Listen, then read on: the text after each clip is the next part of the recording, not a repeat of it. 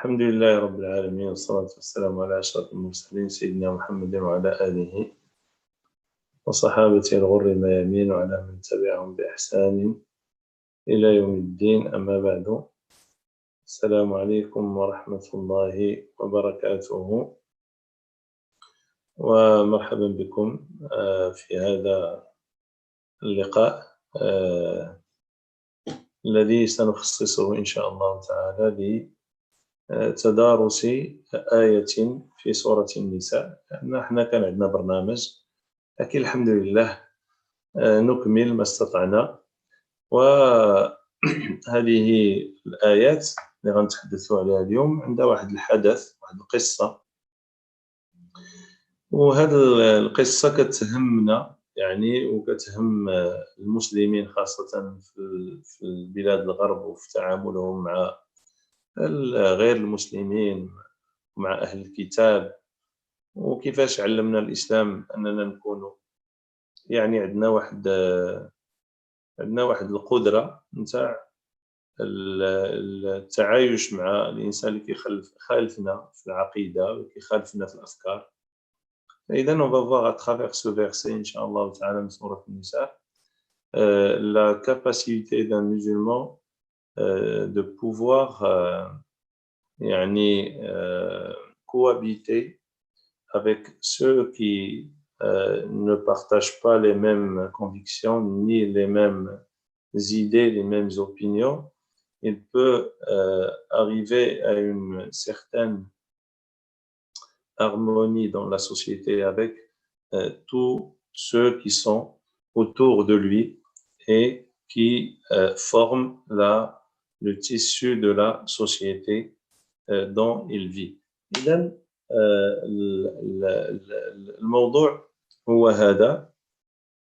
فالقصة نتاع هذه الآيات اللي غادي نتحدثوا عليها، وتعرفوا بأن عندنا حنا كل آية من آيات القرآن إلا وكيكون تحت منها شي موعظة، ولا تحت منها شي رسالة، ولا شي درس تيبغي الله سبحانه وتعالى ينفعنا به، لكن كي يصيغوا لنا وكيعاودوا لنا على شكل قصة باش منين كنسمع أنا هذيك القصة تنربطها، كتجيني سهلة نربط بينها وبين الحكم الشرعي، ولا بين هذاك الشيء اللي باغي الله سبحانه وتعالى مني، فكيكون أسهل عليا في التذكر وفي أنني نعقل على هذاك المعلومة. إذن توجور لي فيرسي même qui relèvent aux ordres juridiques, ils ont des histoires derrière, et cela est, il est fait exprès pour que chacun d'entre nous puisse retenir l'information, l'ordre juridique, la leçon, mais à travers une histoire, parce que c'est plus facile à travers une histoire de garder la leçon que d'une manière un peu vague et avec des expressions qui relèvent juste aux paroles, qui n'ont pas d'exemple ou qui n'ont pas une histoire. إذا القصة اللي غادي نتحدثوا عليها ندخلوا الجو نتاع القصة، الجو. إذا شنو هو الجو؟ النبي صلى الله عليه وسلم هاجر من مكة للمدينة. المدينة فيها أخلاط من الناس ماشي صافية للنبي صلى الله عليه وسلم، يعني فيها المسلمين، هاد المسلمين فيهم جوج الأقسام، مسلمين يعني نتاع مكة ومسلمين اللي في المدينة. إذا هو أول حاجة. المسألة الأخرى كاين الناس من أهل الكتاب، وكاين المنافقين هادو اللي كيظهروا الإسلام وكيبطنوا الكفر. إذا هذا هو المجتمع اللي النبي عليه الصلاة والسلام كان عايش فيه، هو هذا.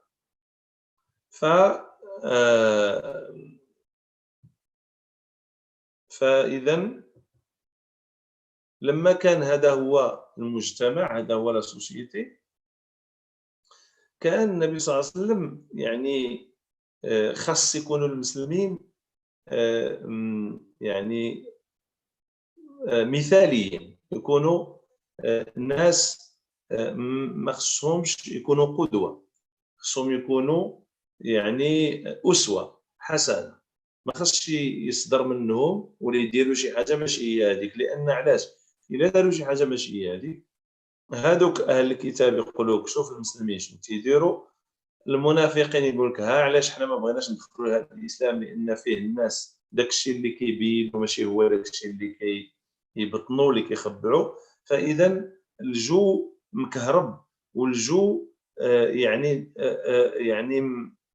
ما صافيش، وكل شيء كيتسنى شي هفوه نتاع المسلمين باش ينقز عليهم، بحال اللي كنعيشوه دابا في الغرب. دابا الغرب كيتسنى غير شي حاجه، راه جاب الله كورونا دابا هنات الدعوه وبعدت الناس على الاسلام، وبقاو اللي الناس مستعده باش تهضر على الاسلام وتجبد الموضوع الاسلام، وحنا كنعذروهم لان مساكن هما الناس غير ضحايا نتاع الاعلام اللي كيبغيو يشعلوا العوافل. حتى ان الانسان بغى يقول لواحد السيده راه واش ديري الماسك واش ولا اوتوريزي ولا لا، قال لها ديري النقاب. قلت لي هذاك الاعلامي بروغرامي على النقاب وعلى قلت لي مصاوب، يعني مبرمج على ذاك الشيء هضره وهذا، ويجبد الاسلام ويقول الاسلام المسلمين تيديروا فعلوا، تيبقى يربط الاسلام بشي حوايج. دابا هذا الشيء هذا بحال اون ديغي بحال هذاك الشيء اللي كان عايش النبي صلى الله عليه وسلم، انه معاه واحد الناس متربصين به، ما هو ما كيدير لهم والو، وهما عارفين بانه ما تيدير لهم والو، ولكن تيبغيو يشوهوا الصوره ديالو، يبغيو يقلبوا على شي حاجه صغيره يديرها شي واحد، شي ذنب ولا شي معصيه يديرها شي واحد، ويقولوا لك ها انت ها المسلمين وها الاسلام. ما يقولكش المسلمين الاطباء اللي ماتوا في هذا الطاعون من المسلمين، يعني الجمع الكثير في الانجليز، 3 نتاع الاطباء عرب مسلمين كانوا اول الضحايا في ايطاليا، في اسبانيا، في فرنسا، كاع في الصف الاول كتلقى المسلمين هما الولاء، وهما تيضحيو لان الدين ديالهم والامانه اللي خدا الله سبحانه وتعالى اليوم كتفرض عليهم انهم يؤديو الواجب ديالهم. اذا هاد الناس ما بغيناش نبينوهم بانهم مسلمين وكيديروا شي حاجه زوينه. هذوك الناس الباحثين عند ديدي غاولت في المركز ديالو نتاع الابحاث نتاع لي فيروس وكذا ابيديمولوجيك، فهذوك الناس كاملين دوك المسلمين واللي بالحجاب واللي من غير محجبه واللي كذا ومثال، هذوك كاع ما تنهضروا عليهم، ما تنديروا عليهم روبورتاج، ما كنجيو نقولوا ها هما المسلمين. اذا كذلك النبي صلى الله عليه وسلم كان عايش في هذيك لا سوسيتي، الناس كلهم كيقلبوا له على شي حاجه، يقلبوا للمسلمين على شي يعني خطا باش ينوضوا له ويعني ويقلبوا له ظهر الميزان. اذا جو ديزي كو pour vous mettre dans l'atmosphère de Médine à cette époque, le prophète sallam il vient d'émigrer. Quand il a émigré à Médine, il y avait plusieurs ennemis et plusieurs genres de croyances à Médine.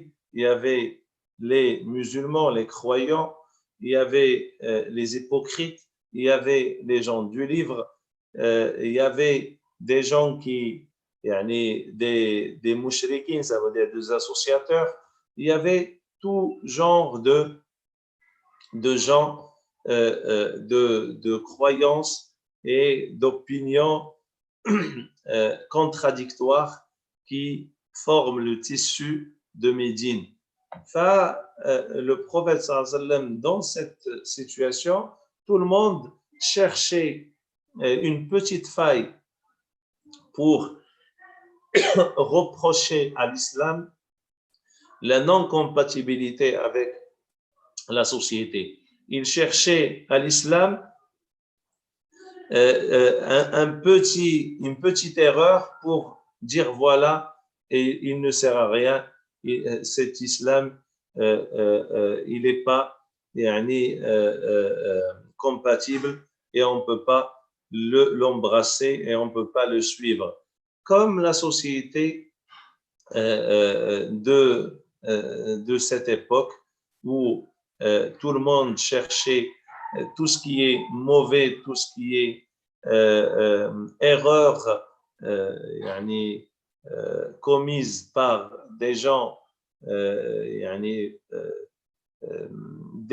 désorientés, des gens qui n'ont rien à voir avec l'islam, et on va mettre le projecteur sur un acte isolé d'une personne faux, et on va laisser les gens qui ont sacrifié leur vie pour être au service des malades de cette pandémie pendant cette période. En Angleterre, en France, en Espagne, en Italie, ils étaient dans la première ligne pour exercer leur métier comme il se doit.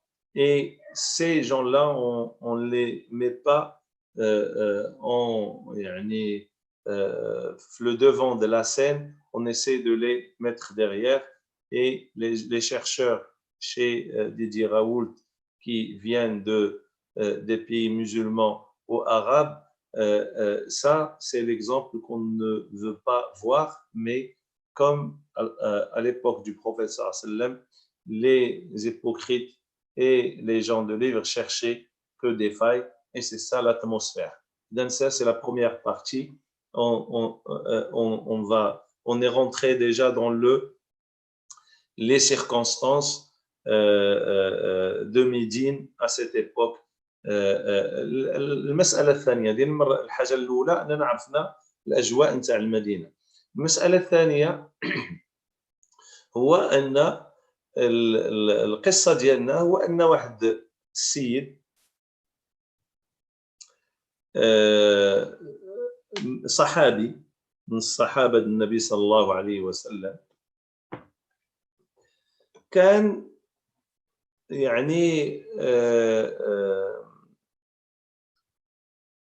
عن شراء هما أهل المدينة الماكلة ديالهم في العادة التمر والشعير، ياكلوا التمر والشعير.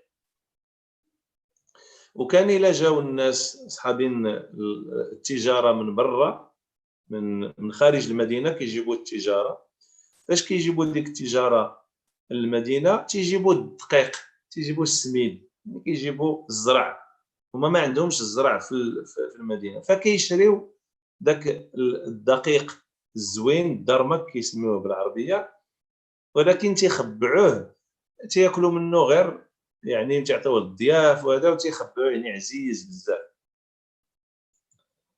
ف رفاعة بن زيد هو هذا الصحابي، منين جات هذه القافلة شرا من عند هذاك، شرا واحد الحاجة ديالو اللي غيحتاج العام كامل وداك الشيء غالي بزاف. اشترى رفاعة بن زيد حمل من هذا، وخبعوه في واحد المشربة عنده واحد الخزين، خبع هذاك الزرع، وداك الخزين مخبع فيه الزرع ومخبع فيه السيف ديالو والدرع ديالو، مخبع فيه اغلى ما عنده، الماكله ديالو والسلاح ديالو مخبعهم تما. كانوا عنده واحد الجيران بنو أبيريق، هما ثلاثه، واحد سميتو بشر وبشير ومبشر، ثلاثه د الخوت، بشر وبشير ومبشر، ثلاثه د الخوت ساكنين حدا. هادو واحد الناس منافقين، ولكن تيظهروا الاسلام وسراقه، وكان اشرهم هو هذا بشير. هذا بشير هذا شنو دار؟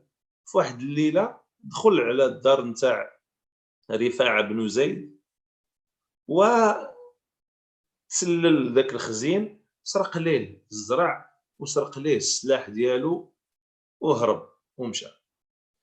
فالصباح السيد ما لقاش السلعه ديالو، و شك في هذوك الناس، وخاصه قالوا لهم الناس راه هذه الليله هذه الدار نتاع فلان راه طيبوا وكلا وداك الشيء، ما عرف منين جابوا ذاك الماكله. فهما تاكدوا قالوا اذا هادو راه 100% هما صحاب هذه الخدمه هذه، بانهم داو ديك الماكله. فمشاو لعندهم تيقول لهم اودي سرقتوا لنا هذا، قال لهم لا حنا ما سرقناش، وبداو تيغوتوا وقالوا اللي غادي يكون سرق لكم هو فلان الفلاني، واحد السيد يهودي ساكن حداه سميتو لبيد بن اسهل. قالوا له راه هذاك هو اللي غادي يكون سرق لك داك الشيء.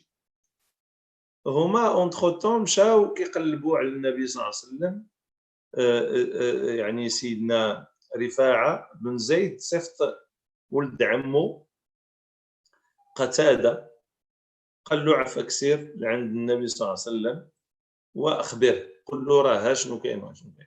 فمشى قتادة رضي الله عنه عند النبي صلى الله عليه وسلم، قال له يا رسول الله راه هذوك الناس بني أبيرق راه سرقوا لعمي رفاعة بن زيد، سرقوا ليه الماكله ديالو وسرقوا ليه السلاح. دابا حنا ما بغيناش الماكله غير ياخذوها يردوا لنا غير السلاح، لان السلاح غالي. فالنبي صلى الله عليه وسلم عيط لهم وقال لهم كيفاش سرقتوا. هما منين سمعوا بان النبي صلى الله عليه وسلم غادي يصيفطوا ان قتاده مشاو قبطوا داك السلاح وقبطوا داك الزرع اللي بقى ودخلوا الحديقه نتاع داك اليهودي ودفنوا له داك الشيء في الجرده ديالو. وفاش مشى قتاده عند النبي وجا وقال له يا رسول الله حنا ما كنسرقوش وما سرقناش وكيتهمونا وحنا ما درنا والو وما عندهمش شي دليل، وراه يمكن هذاك اليهودي هو اللي سرق لهم، اما حنا راه المسلمين وكنعرفوا السرقه حرام. فالنبي صلى الله عليه وسلم امر يمشيو ويقلبوا في دار ذاك اليهودي. بداو تيقلبوا بداو تيحفروا، هذا تلقاو هذاك الشيء عنده. وقالوا لهم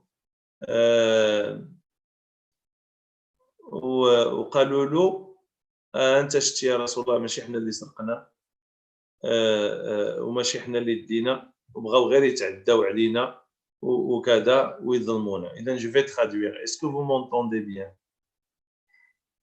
كتسمعوني مزيان؟ اذا طيب. اذا je disais que dans cette histoire que je suis en train de raconter, c'est que le prophète à l'époque du prophète sallallahu alayhi wa sallam, Allah yjazikum bikhair. Allah yjazikum bikhair. طيب. Maintenant, à Médine, il n'y avait pas le bon blé. Il n'y avait que l'avoine ou une qualité de blé très inférieure. Et les Médinois, ils attendent la caravane qui vient de Palestine ou de Syrie. Elle amène de bons blés. Et les gens achètent ce blé pour le laisser exclusivement pour eux et pour les visiteurs et les hôtes. Rifa'a هذا un compagnon, il a acheté une grosse partie de blé pour le garder. Il a mis à la maison, caché avec son armure. Et la nuit, le lendemain, ses voisins, 3 personnes, l'un d'entre eux, il s'appelle Bachir, le plus mauvais d'entre eux, il est rentré dans cette maison, il a dérobé, il a volé et le blé et l'armure, l'épée et l'armure de Rifa'a. Et Sidna Rifa'a, le lendemain, il n'a rien trouvé. Et ils ont entendu quand ils ont investigué, ils ont eu l'information que Banu Ubayriq, cette famille, ils ont fait une fête hier soir, alors que c'est des gens très, très pauvres. Avant l'islam, ils étaient très pauvres et après la conversion l'islam, ils restaient dans la pauvreté parce que c'était une famille de voleurs. Et ils étaient des hypocrites. Mais quand Rifa'a est parti les voir pour leur dire pourquoi vous nous avez volé notre bien, rendez-nous au moins les armes.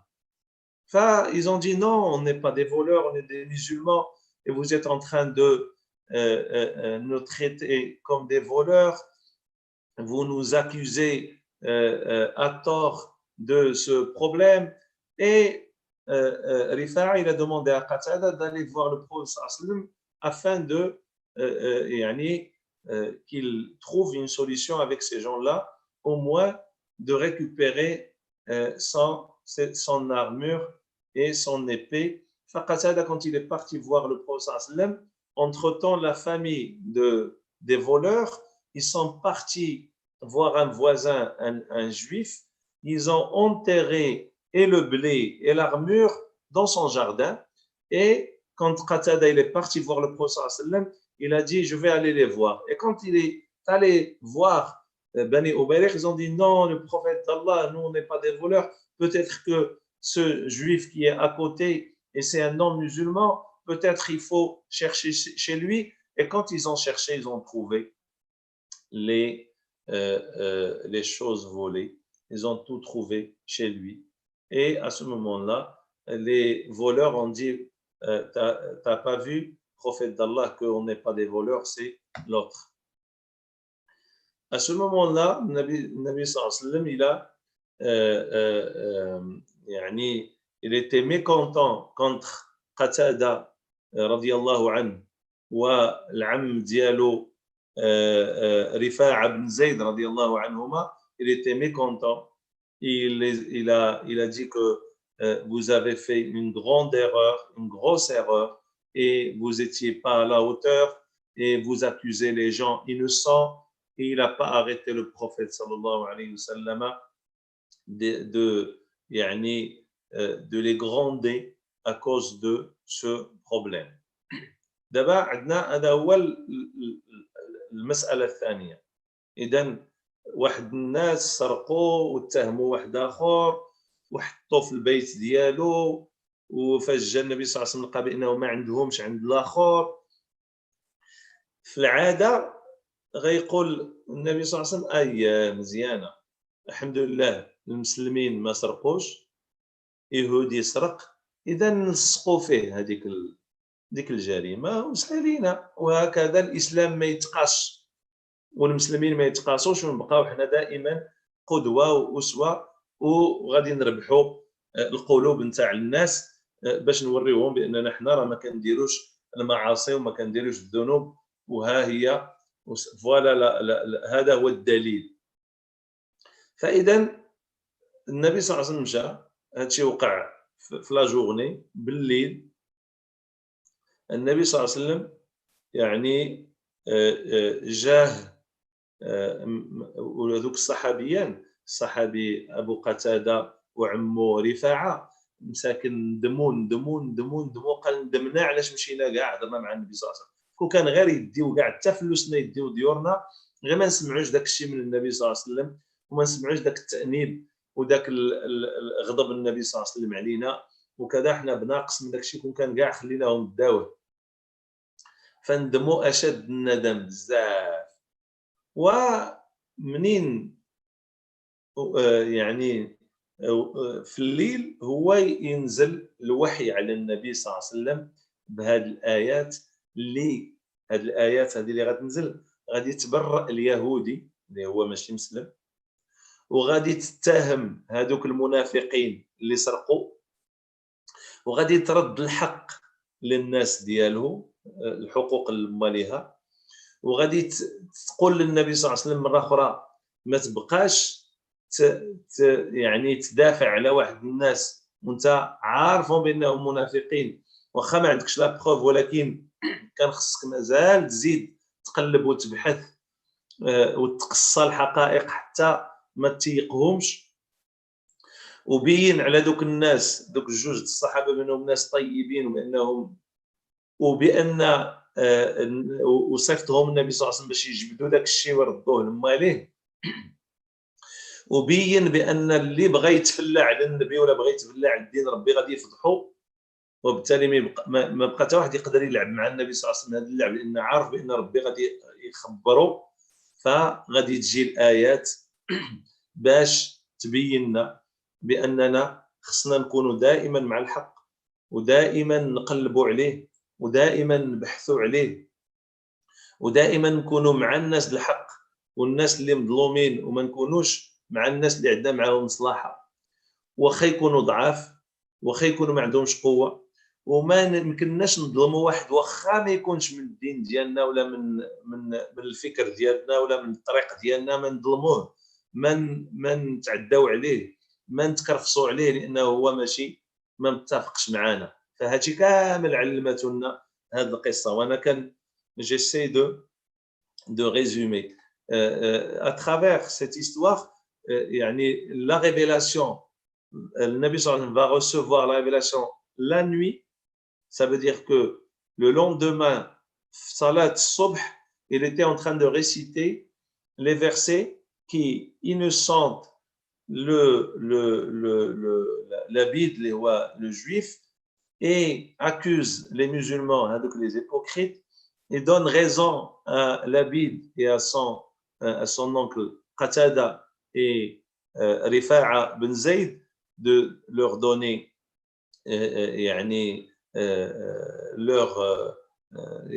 leur bien, et en même temps de nous donner des leçons à travers cette histoire. C'est qu'on ne doit pas juger les gens comme ça, on ne doit pas avoir des préjugés, on doit être à côté des opprimés, on ne doit pas se mettre à côté des injustes, on doit toujours être à l'aide des plus démunis et des plus faibles dans la société.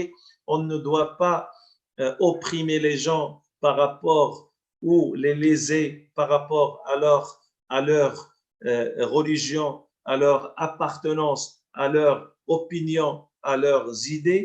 Ce qu'on doit chercher, c'est de rendre justice aux gens sous n'importe quelle situation et sur n'importe quelle façon. إذا الآيات اللي غادي نقراو هي هذه. قول الله سبحانه وتعالى إنا أنزلنا إليك الكتاب، هكذا تتبدا الآيات، إنا أنزلنا إليك الكتاب لتحكم بين الناس بما أراك الله. إذا نزلنا عليك الكتاب يا محمد، إن أنزلنا عليك الكتاب يعني نزلنا عليك القرآن بقصد. وعلاش نزلنا عليك؟ لتحكم بين الناس، باش تحكم بين الناس. لكن تحكم بين الناس بهوى ولا تحكم بين الناس باش بالك؟ لا، بما أراك الله، يعني بما أراكه الله من أمور يوحي بها إليه، يعني أتحكم بيناتهم بالوحي، أتحكم بيناتهم بداك الشيء اللي نزل الله سبحانه وتعالى. إذا النبي صلى الله عليه وسلم كيحكم بين الناس تيحكم بينهم بداك الشيء اللي بغى الله سبحانه وتعالى.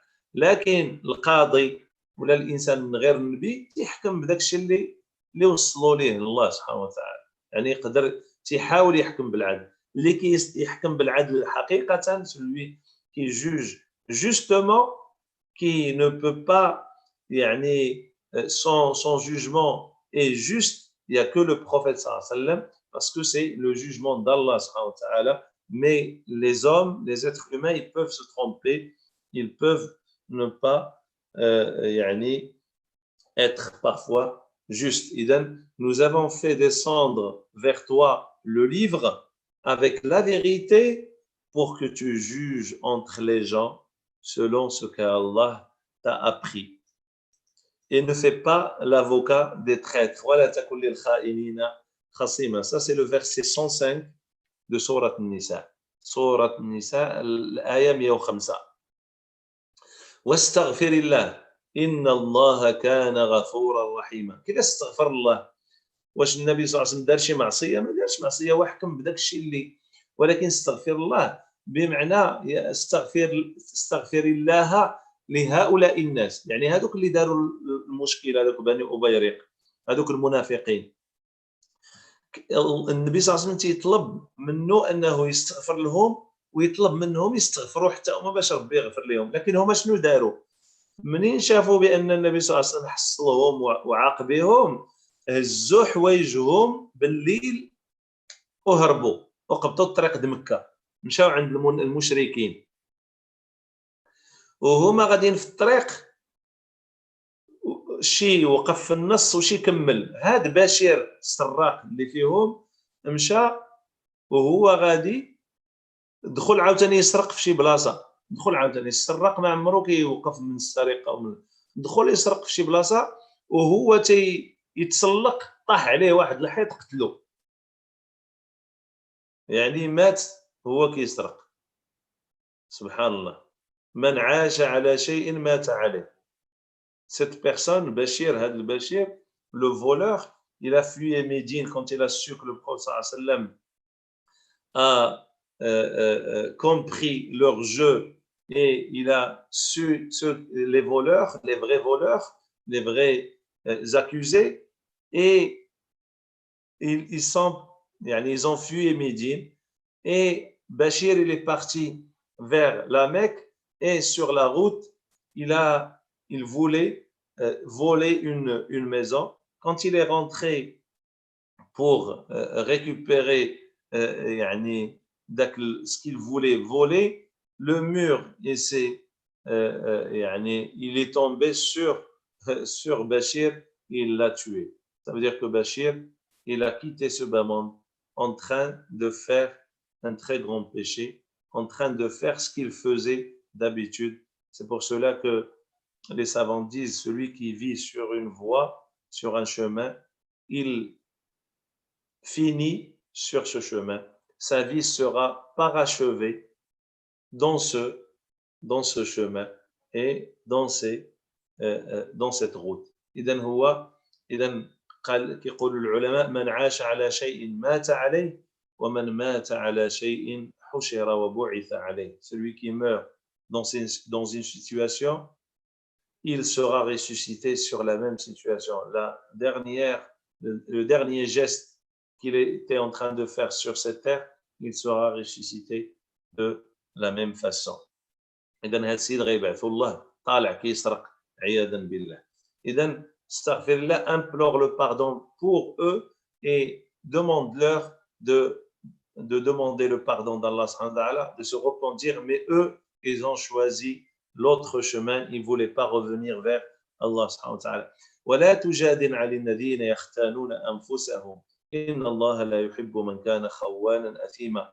قال له ما تبقاش تدافع على دوك الناس اللي كنتي تدافع عليهم وتقول هذوك مساكن اتهمتوهم وكذا وكذا وانت ما عندكش البينه وهما خاينين وهما سراقه، فما يمكنش تدافع. واخا انت نبي ما تدافعش على الناس الظلمه، خصك تدافع على الناس المظلومه. اذا هذه نصيحه ماشي للنبي صلى الله عليه وسلم، نصيحه لينا عبر النبي صلى الله عليه وسلم. Il ne dispute pas en faveur de ceux qui se trahissent eux-mêmes. Allah vraiment n'aime pas le traître et le péché. Alors, ça c'est un conseil pour nous, passer à travers le prophète sallallahu alayhi wa sallam, de ne pas être à côté, défendre les traîtres, ceux qui sont injustes, on ne doit pas les soutenir, on doit soutenir les oppressés et on doit être contre les oppresseurs.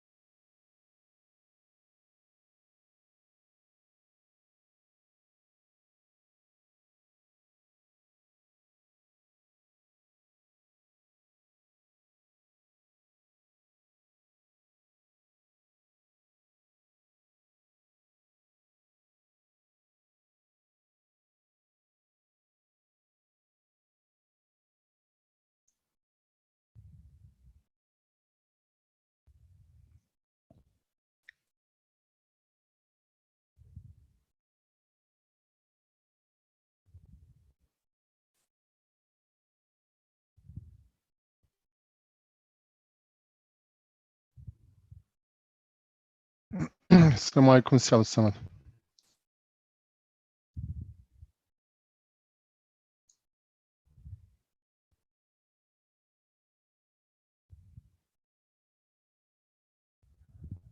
يبدو ان السي عبد الصمد سيدي كونيكتور الباند باسنت تاعتو كانت قليله ضعيفه بزاف، فنطلب الله يوفق الله باش يعاود يتكونيكتا.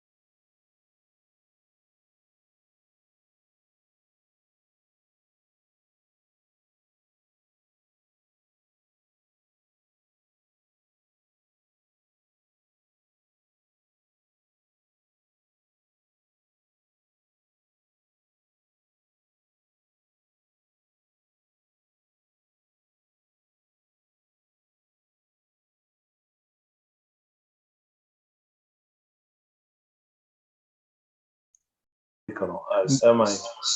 عليكم السلام ورحمه الله وبركاته. مشى مشيت ديكونيكتاسي. الخير ان شاء الله. ديكونيكسيون. لا عندك واحد لاباند باسانت ضعيفه بزاف، لا نطلب الله التوفيق. وي لا ضعيفه عندي مزيان. وانا تنشوف لو سال كونترول كان مكتوبه لاباند باسانت دو بورش عبد الصمد تي تخي فاب. دابا مزيان، دابا مزيان، تفضل.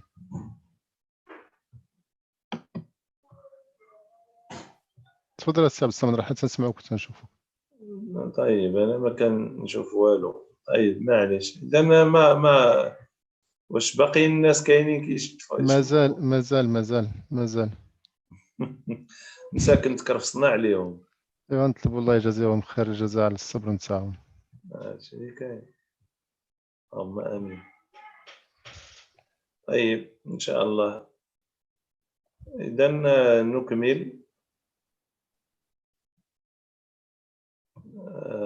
نكمل ان شاء الله. تفضل ان شاء الله يكون خير.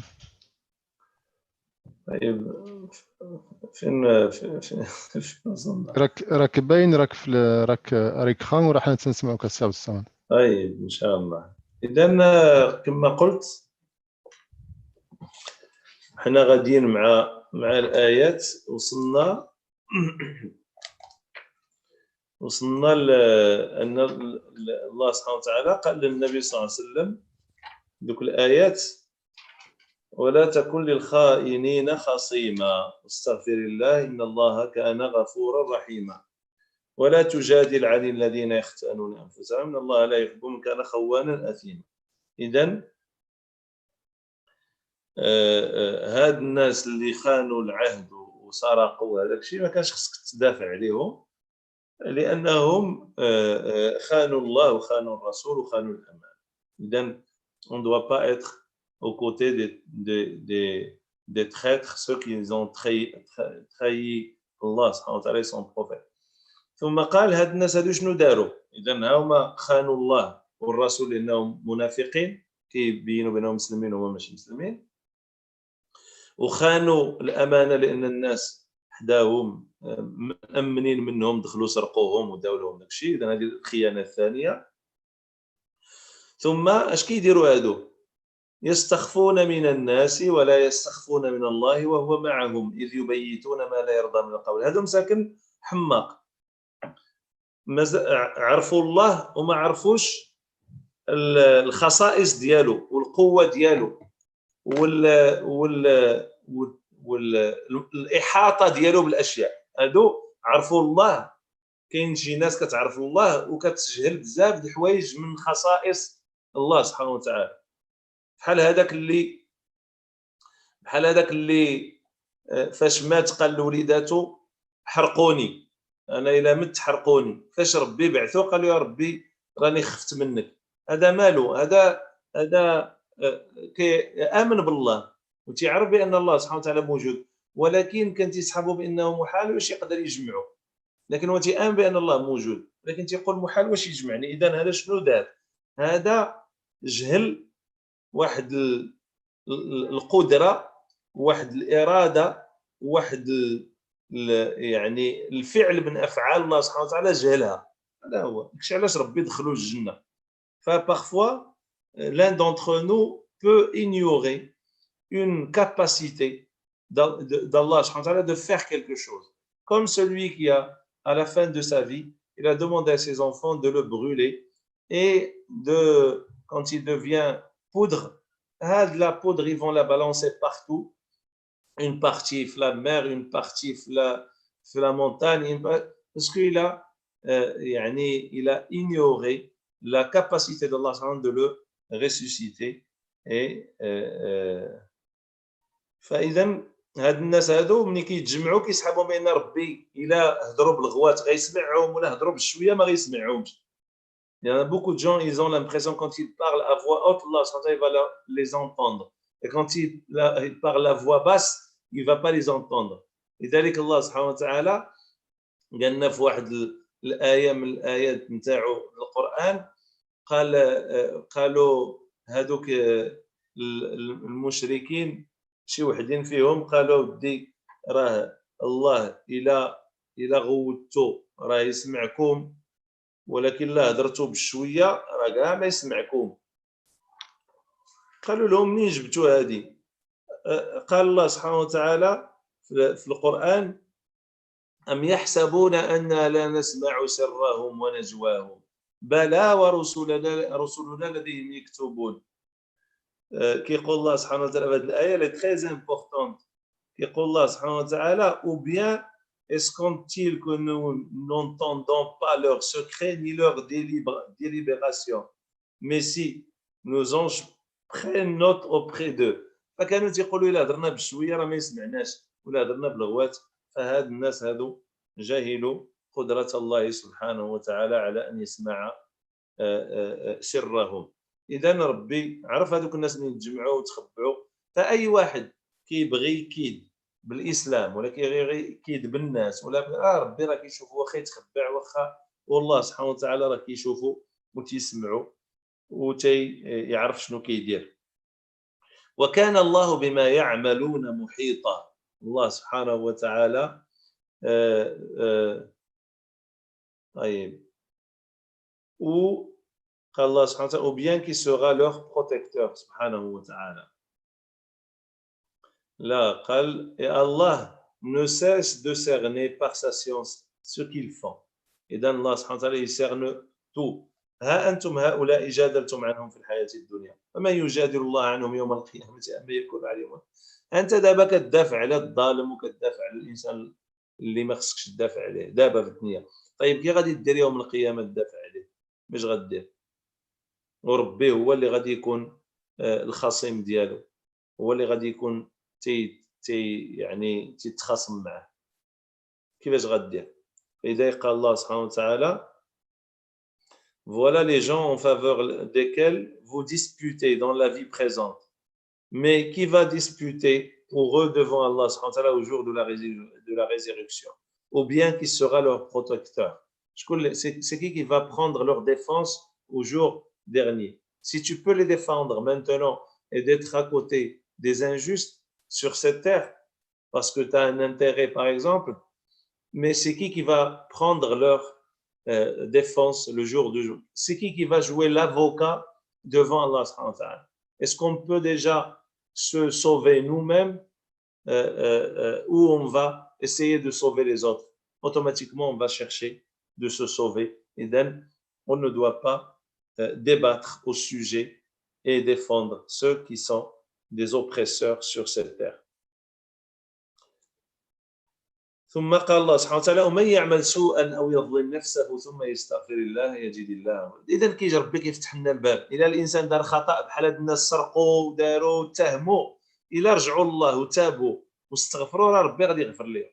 راه ربي فاتح الابواب ديالو، راه ما عنده الله سبحانه وتعالى ما عنده حتى مشكل، بالعكس راه هو تيفرح ان الانسان اللي دار المعصيه يرجع لعنده ويتوب. بالعكس هو راه يعني يفرح الله سبحانه وتعالى، بل اشد فرحا. يعني il est plus heureux, plus content. Il est joyeux, Allah subhanahu wa ta'ala, quand quelqu'un fait une erreur, il revient vers lui. Ça, c'est vraiment quelque chose qui nous, يعني, qui nous pousse plus à faire le maximum pour revenir vers Allah subhanahu wa ta'ala. Elle nous يعني donne de plus en plus la capacité de se repentir d'Allah subhanahu wa ta'ala. Il nous ouvre la porte de sa miséricorde et de son pardon, et ça c'est la meilleure des choses qui peut يعني se réaliser ou là s'ouvrir pour un pécheur. الانسان اللي كيعصي الله سبحانه وتعالى تفتحت له هذا الباب نتاع التوبه، فالله سبحانه وتعالى كيفتح باب التوبه كل يوم، كل دقيقه، كل ساعه. والندم توبه، والركعتين باش الانسان يتوب الله سبحانه وتعالى من الذنب، يتوب يستغفر وانسي دو سويت. اذا il y a énormément de manières pour se repentir, mais il faut revenir vers Allah سبحانه وتعالى. كما قال النبي صلى الله عليه وسلم: أذنب رجل ذنبا فقال رب اغفر لي، فقال الله: إن عبدي علم أن له ربا يأخذ بالذنب ويغفر الذنوب، فأشهدكم يا ملائكتي أني قد غفرت له. ثم يذنب ذنبا فيقول الله سبحانه وتعالى، فيقول العبد: يا رب اغفر لي، فيقول الله: إن عبدي علم أن له ربا يغفر الذنب ويأخذ بالذنب، فإني أشهدتكم أني قد غفرت وأنسى. يعني هذا الحديث هذا الرسول صلى الله عليه وسلم nous a raconté que quelqu'un qui a fait une erreur, il demande le pardon à Allah subhanahu wa ta'ala. Allah subhanahu wa ta'ala il dit à ses anges, voilà, mon serviteur a su qu'il a un Seigneur qui peut pardonner son péché, comme il peut le punir pour ce qu'il a fait. Je vous prends comme témoin que je lui ai pardonné ses péchés. Allah subhanahu wa ta'ala, il est très content et joyeux, il attend se repentir. Il est قال: ومن يعمل سوءا من يعمل سوء أو يظلم نفسه. يعمل سوء بمعنى يظلم الناس، يظلم نفسه بمعنى يتكرفس على راسه، ما يصليش ولا ما يعبدش الله ولا يشرك بالله سبحانه وتعالى، او لا يضر النفس ديالو او يظلم نفسه، ثم يستغفر الله. من بعد هذا الشيء يستغفر الله، يجد الله يلقى الله حده، يجد الله سبحانه وتعالى غفورا رحيما. ومن يكسب إثما ثم يرمي به بريئا فقد احتمل بهتانا وإثما مبينا. ومن يكسب إثما يعني اللي دار معصية اكتسبها، يعني هو دارها بيده، ما دارهاش واحد بلاصتو. من يكسب إثما دارو بيده، ثم اش دار هذيك المعصية اللي دار لصقها في واحد آخر، قال لا هذاك هو اللي دارها. لقاو عنده شي حاجة كان سارقها حطها في الطوموبيل نتاع واحد آخر. كما داروا هادو لما عرفوا بان النبي صلى الله عليه وسلم حصلهم وعاقبهم، مشاو لاحوا داك الشيء في الجرده نتاع داك اليهودي باش يلصقوا فيه. اذا هذا الانسان اللي دار هذه المعصيه ورمى به فقد احتمل بهتانا واثما مبينا. هز على ظهره، احتمل بمعنى حمل واحد الوزر، كما قال الله سبحانه وتعالى: يحملن اثقالهم واثقالا مع اثقالهم وليسألون يوم القيامة عما كانوا يفترون. ربي شبه ذاك الإثم والوزر اللي غيهز الإنسان بحال كما تيهز فوق من ظهرو شي خنشة الزرع ولا هز من فوق، بحال هكاك غيجي يوم القيامة هز الذنوب ديالو. فقد احتمل بهتانا وإثما مبينا. البهتان هو الكذب يعني مفبرك، الانسان ماشي كيكذب، كيصاوب الكذبه وتيقادها بحال كما داروا هادو، صاوبوا وقادوا وحطوا كذا وقالوا الاخر اللي دا. هذا هو البهتان، بمعنى الكذب ماشي غير الكذب العادي، ولكن الكذب المفبرك كما قال الله سبحانه وتعالى في قصه السيده عائشه: سبحانك هذا بهتان عظيم. هاد لي جون c'est pas que ils ont fait une erreur et ils ont accusé d'autres personnes. Celui qui fait l'erreur et il accuse une autre personne, il va faire retomber le péché sur le dos d'autres personnes qui sont innocentes. La personne, au jour du jugement dernier, il vient avec un fardeau sur son dos plein de péchés. Il va endosser tous les péchés qu'il a commis avec cet acte abominable. ولولا فضل الله عليك ورحمته لهمت طائفة منهم أن يضلوا وما يضلون إلا أنفسهم وما يضرونك من شيء. إذن الله سبحانه وتعالى في الآخر تيقول للنبي صلى الله عليه وسلم: كو كان ماشي ربي معاك، كو كان ماشي الفضل والرحمة ربي اللي معاك، كون راه داوك معاهم، وكون راه حكمتي لهم داكشي اللي بغاو، وكون راه داك الانسان المسكين البريء كون راه دخل هو اللي صدق خايب، وكون راه هو اللي تشوه، ولكن ربي معاك وهما معاهم الشيطان، واللي معاه الله تيربح، واللي معاه الشيطان ومعاه الشياطين الانس والجن كيخسر في الدنيا وفي الاخره. فلذلك لولا هذا الفضل الله سبحانه وتعالى عليك والرحمه ديالو بك لهمت طائفه منهم ان يضلوا. كون راه هذاك المجموعه نتاع المسخط الوالدين بني أبيريق كانوا يعني بقى لهم شويه وتحكم ليهم وتضيع الحق نتاع السيد، ولكن حتى كون كان بغاو يضلوك راه هما اللي غادي يضلوك. علاش؟ لان تقدر تحكم لهم انت في الدنيا بداكشي اللي بغاو، ويوم القيامه كي غادي يديروا مع الله لا داو شي حاجه. لذلك النبي صلى الله عليه وسلم اش قالنا في حديث سلمة الصحيح اللي في البخاري: انما انا بشر وانكم تختصمون الي ولعل بعضكم الحن بحجته ببعض فاحكم له او اقضي له على نحو ما اسمع منه، فمن قضيت له من حق اخيه شيئا فلا ياخذه منه فانما اقطع له قطعه من نار. هذا هو يقدر يعطيك القاضي الحق تاع الاخر وتديه في الدنيا، ولكن راك ديتي جهنم، راه ديتي العافيه، فخذ ديك العافيه ولا خليها، كما قال النبي صلى الله عليه وسلم: فانما اقطع له قطعه من النار فليأخذها او ليدعها. واش يهز العافيه ولا يخليها؟ واش ديها. فلذلك حتى كون كان كاع حكم لهم راه هما اللي ضايعين. فالنبي صلى الله عليه وسلم il nous montre à travers un récit que même la personne qui prend une part qui n'est pas à lui injustement, il prend tout ce qui ne lui appartient pas. Dans ce bas monde, il va le prendre, il va profiter, mais à l'au-delà, il va être châtié par rapport à ce qu'il a pris, ce qu'il a confisqué injustement. Et dès que le prophète sallallahu alayhi wa sallam, il a dit aux compagnons: voilà, je suis un être humain, vous venez pour que je juge entre vous. Parfois, l'un d'entre vous parle mieux que l'autre, il a plus d'argumentation, il est plus éloquent que l'autre. Je vais lui donner, par rapport à ce que j'ai entendu, par rapport aux preuves, je vais lui donner raison.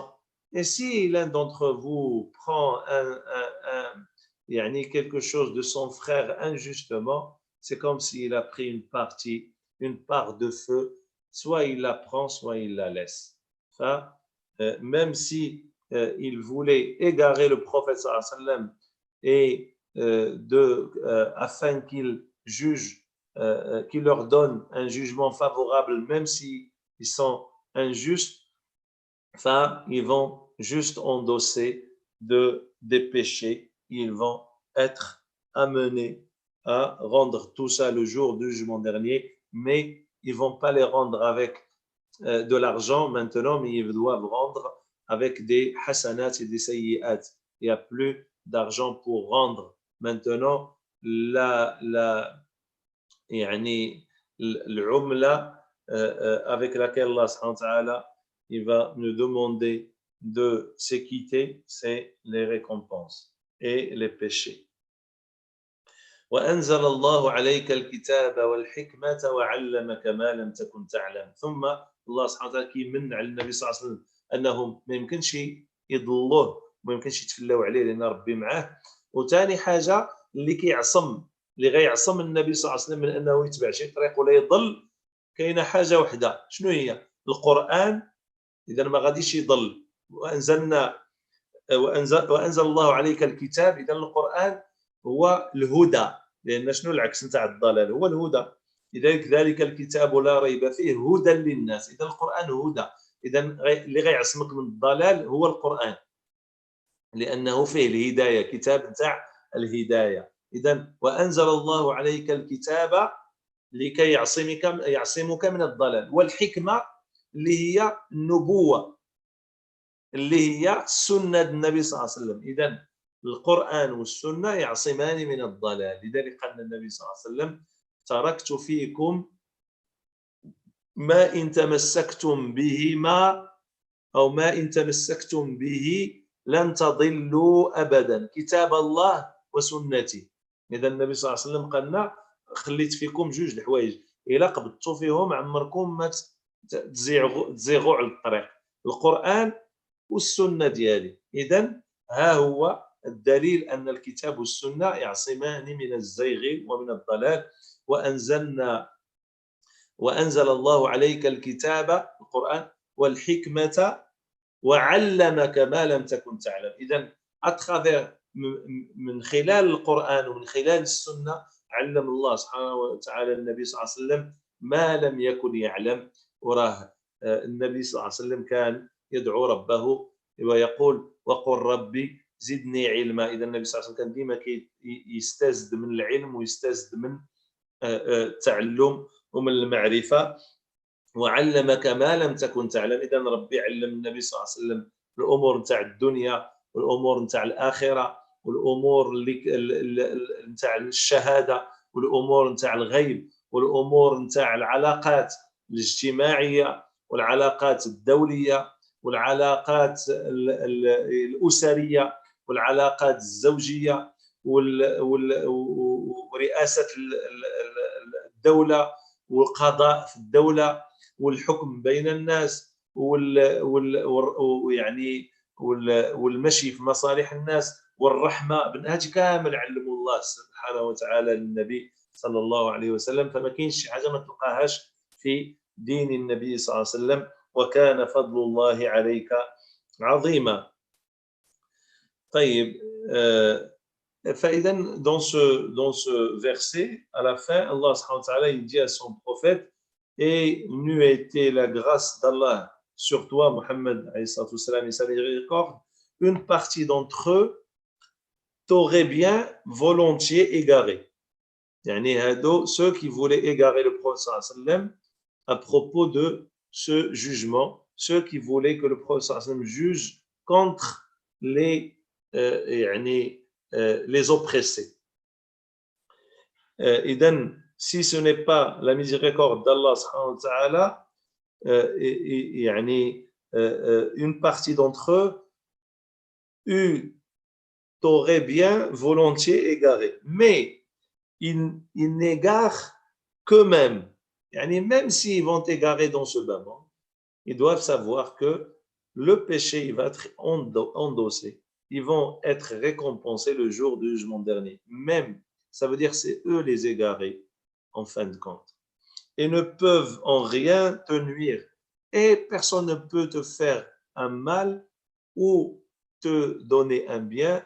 Ce n'est avec la permission d'Allah, celui qui dirige et celui qui ordonne et celui qui fait ce qu'il veut. Et t'a enseigné ce que tu ne savais pas.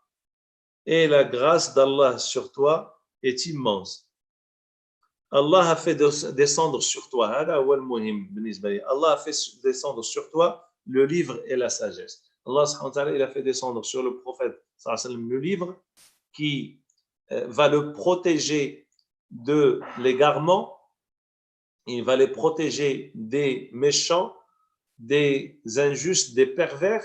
Ce livre, le Coran, parce que c'est un livre de guidance, c'est un livre de guidée, et la sagesse, c'est la tradition prophétique qui vient pour compléter, il vient pour expliquer, elle vient pour montrer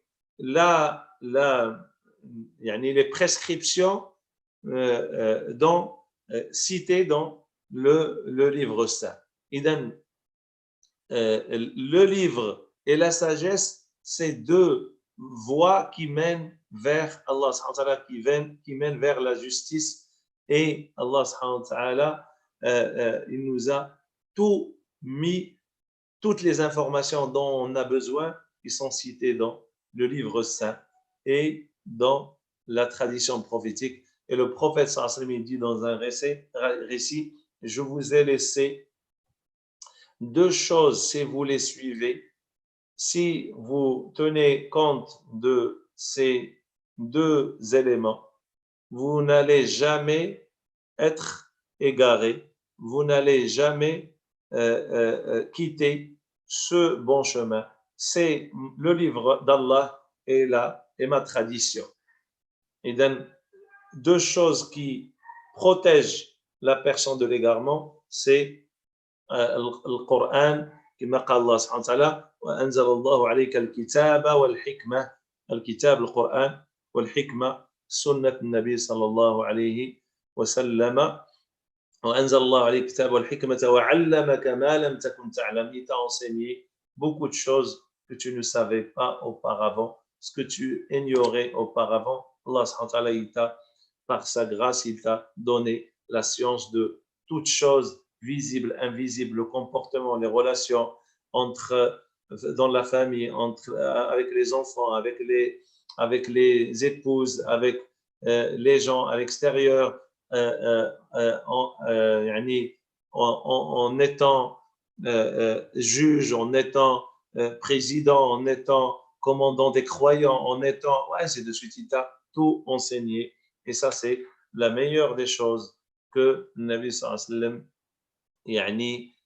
qui préférait la science. Il nous a cité, nous aussi, d'apprendre et de se renseigner et d'être toujours dans le savoir, parce que Allah subhanahu wa ta'ala aime ceux qui cherchent le savoir, qui cherchent la science et qui veulent toujours apprendre. Et Allah subhanahu wa ta'ala qui شجعنا على العلم, والنبي صلى الله عليه وسلم qui شجعنا على العلم وكي يحثنا على le savoir. وهو ما طلب من الله سبحانه وتعالى الزياده في حتى شي حاجه نتاع الدنيا، طلب من الزياده في حاجه وحده هي انه يتعلم ويعلم الله سبحانه وتعالى اكثر فاكثر.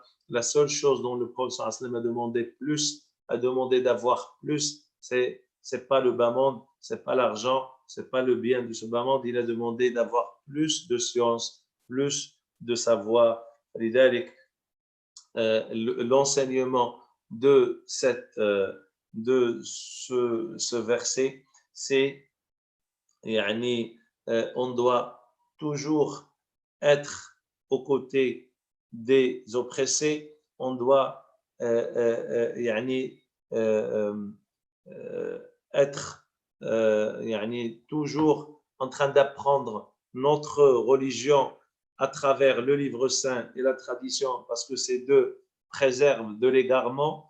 On doit toujours être juste, même si on est confronté à notre ennemi ou à quelqu'un qui ne partage pas les mêmes idées ni la même religion. On doit toujours être dans le juste milieu, on doit toujours avoir une crainte par rapport à Allah subhanahu wa ta'ala, parce qu'il sait ce qu'on fait discrètement et ce qu'on fait en public.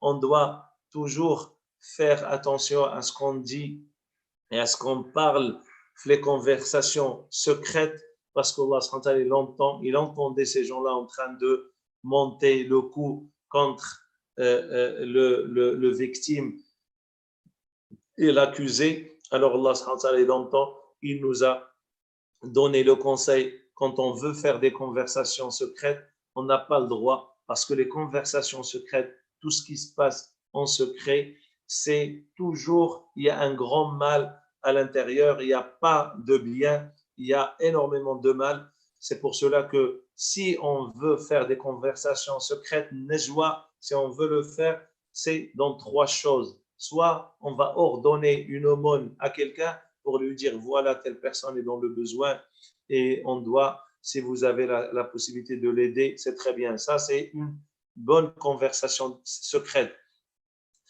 Ou on va ordonner un convenable. Par exemple, on va aller voir une personne influente qui va changer un munkar, un non convenable, une turpitude. On va lui demander d'intervenir pour changer cette situation. Même si on le fait discrètement, c'est très bien. Où on veut réconcilier avec les gens et on prend la voie de la discrétion et on essaie de faire une conversation discrète avec ceux qui peuvent être des administrateurs de cette réconciliation, qui peuvent être influents pour réconcilier entre les gens. Le verset qui vient, le verset 114, il dit tout ce que je viens de dire. Il a résumé l'histoire. Il nous a dit la khayra fi kathirin min najwahum. La khayra bima'na كاين هي الشر. لا خير بمعنى اذا مفهوم المخالفه. لا خير في كثير من نجواهم داكشي كيهضروا بشي الا هاد الناس. الا كان شي واحد باغي يتناجى عنده ثلاثه الحوايج يمكن له يتناجى بهم، الا من امر بصدقه او معروف او اصلاح بين الناس، ومن يفعل ذلك ابتغاء مرضات الله فسوف نؤتيه اجرا عظيما. اللي دار هذه الهضره هذه وتبع الطريق راه ربي غادي يعطيه واحد الاجر كبير جدا. اذا il n'y a rien de bon dans la plus grande partie de leur conversation secrète, sauf si l'un d'eux ordonne une charité, une bonne action ou une conciliation entre les gens. Et quiconque le fait, celui qui a obéi et suit ce qu'Allah lui a demandé, et quiconque le fait cherchant l'agrément d'Allah, c'est-à-dire avec une sincérité, à celui-là, nous donnerons bientôt une récompense énorme. Allah lui préserve une énorme récompense parce qu'il a fait ce qu'Allah lui a demandé. Et à celui cherchant, et quiconque le fait, et on met sur et quiconque le fait 3 tirés. ومن يفعل ذلك. لان احنا شنو كنديروا وغادي نختم ان شاء الله تعالى. باللي طولت بزاف سمحوا لي لان هذا كان قدامي التوقيت، دابا ما عرفتش التوقيت، لكن ان شاء الله اختم واقول حنا بالنسبه الانسان اللي يهضر مع الناس كيتحدث معاهم، ملي كيسالي كيبان ليه بحال دار اللي عليه، زعما صافي هادشي اللي قلناه راه غادي يتطبق، غادي يدار. لا، راه هادشي خصو حنا كنهضروا عليه باش يدار، ماشي باش نهضروا عليه ونتسمى هضرنا عليه. بمعنى هذا واحد الموضوع هضرنا عليه وصافي نحطوه عاوتاني نجيبوا واحد اخر.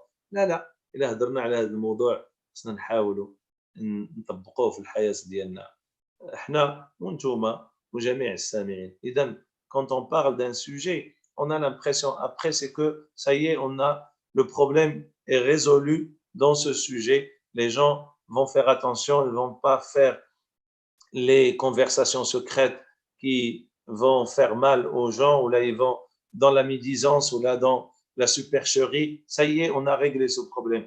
Parfois, on finit le sujet et on revient à la même chose. On doit faire comme Allah subhanahu wa ta'ala, et quiconque le fait, ومن يفعل ذلك خصنا نديرو.